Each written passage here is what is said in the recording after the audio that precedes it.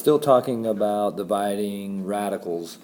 The first video that you guys watched, we talked a lot about going from this side of this statement to this side of the statement. But you can also go from here to here, and it just depends on what you're trying to get done. Sometimes this makes more sense, and sometimes this makes more sense. So I'm going to just do a couple problems where the problem starts like this, and then it would make sense for us to go to the left-hand side. So if you're looking at this problem, there's nothing that you can simplify in either of these statements. And you don't actually have to go through this process, but if you want to think about it, this is the same statement. And so really what we can do is simplify things on the inside. The x divided by x kind of cancels and leaves you with 1. The 35 divided by 7 becomes 5. And so then this statement is just the square root of 5. Now,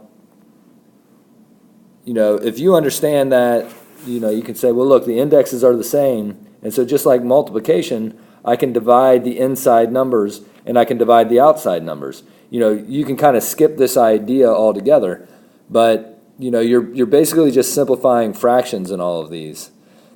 So if you would like to rewrite it from this to this, that makes more sense that you're just working inside of this radical now to get to 5, then that's fine. Or you can just skip this idea altogether and say the indexes are the same, I'm going to divide the inside numbers. Now you should always try to simplify at the end, so never forget about that.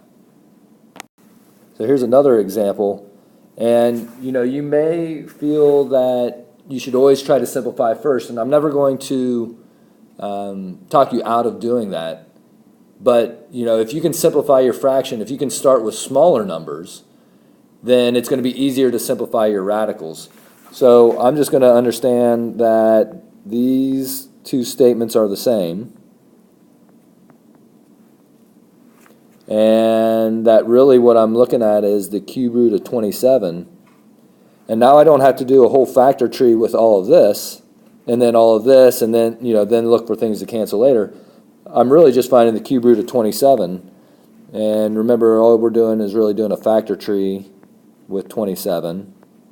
And we're looking for group sizes of 3, and we have 3 3s. So then the answer to all this is just 3.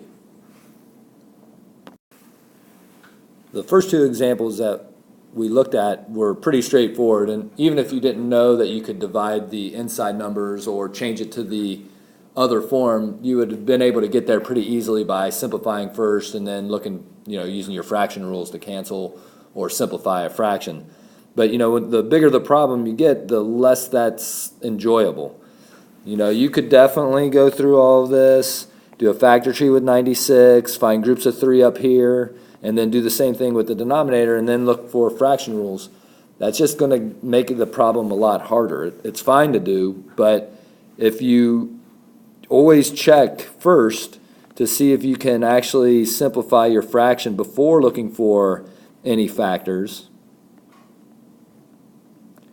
I think you're going to see that the problems potentially could become much easier. And so I know that 96 over 12 reduces to 8. So really this is the cube root of 8. And then using the exponent rules, a to the 4th over a squared is just a squared. B squared over b is just b. And so now I'm looking for any groups of 3 here. And I know 8 is 2 and 4 and 2 and 2. So we do have a group of 3 right there. And so I can take that 2 outside. The a squared and the b remain on the inside.